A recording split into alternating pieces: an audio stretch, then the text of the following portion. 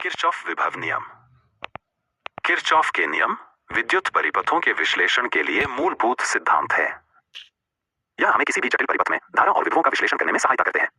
Kirchhoff के नियमों को 19वीं शताब्दी में जर्मन भौतिक वैज्ञानिक गुस्ताव किरचॉफ ने प्रतिपादित किया था। आइए इन नियमों को विस्तार से समझते हैं।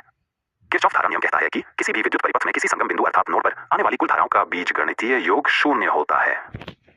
कहने का तात्पर्य यह है कि उस संगम बिंदु पर आने वाली सभी धाराओं का योग उस बिंदु से बाहर जाने वाली सभी धाराओं के योग के बराबर होता है।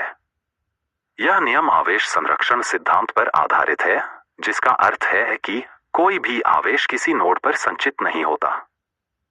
आइए इसे एक उदाहरण से समझते हैं। मान लीजिए कि एक विद्युत परिपथ में विभिन्न दिशाओं से 5 धारा तत्व I1, I2, I3, I4 और I5 प्रवेश कर रहे हैं और एक बिंदु पर जाकर मिलते हैं। इस बिंदु को हम संगम बिंदु कहते हैं। किरचॉफ नियम के अनुसार इस बिंदु पर कुल धारा शून्य होती है, क्योंकि संगम बिंदु पर मिलने वाली आने वाली धारा का योग बाहर जाने वाली धारा के बराबर होता है। उदाहरण के लिए इन 5 धाराओं में से 3 धारा I1, I2 और I3 नोड में प्रवेश कर रही हैं और 2 धारा I4 और I5 नोड से बाहर जा रही हैं। इसे गणितीय रूप में इस प्रकार दर्शाया जा सकता है। आने वाली धारा को धनात्मक और बाहर जाने वाली धारा को ऋणात्मक माना जाता है। समीकरण को हल करने पर हम पाते हैं कि आने वाली धाराओं का योग बाहर जाने वाली धाराओं के बराबर है और यही किरचॉफ धारा नियम कहलाता है। अब बात करते हैं किरचॉफ के विभवांतर नियम की। यह नियम कहता है कि किसी भी बंद लूप में सभी विभव हानियों का बीजगणितीय योग सदैव शून्य के बराबर होता है। यहाँ पर विभव हानि का अर्थ है विद्युत प्रेरक बल या फिर धारा और प्रतिरोध का गुणनफल।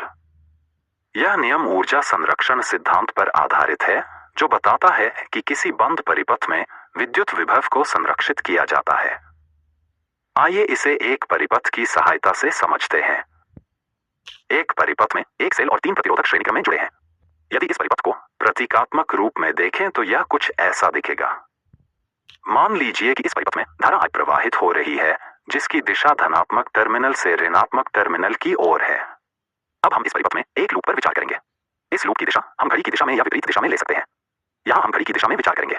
किरचॉफ नियम के अनुसार सभी विभव हानियों का बीजगणितीय योग सदैव शून्य के बराबर होता है। इसे प्राप्त करने के लिए हम किसी एक बिंदु से दूसरे अंतिम बिंदु तक विभव का पता लगाते हैं। बिंदु A से B जाने पर से ली मिलता है, B से C जाने पर IR1 मिलता है, C से D जाने पर IR2 मिलता है और D से A जाने पर IR3 मिलता है। किरचॉफ नियम के अनुसार इन सभी का योग शून्य होता है।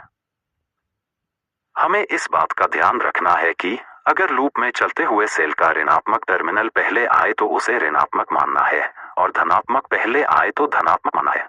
लूप में चलते हुए अगर धारा की दिशा समान है तो धारा और प्रतिरोधक के गुणनफल को धनात्मक मानना है और अगर विपरीत है तो ऋणात्मक मानना है।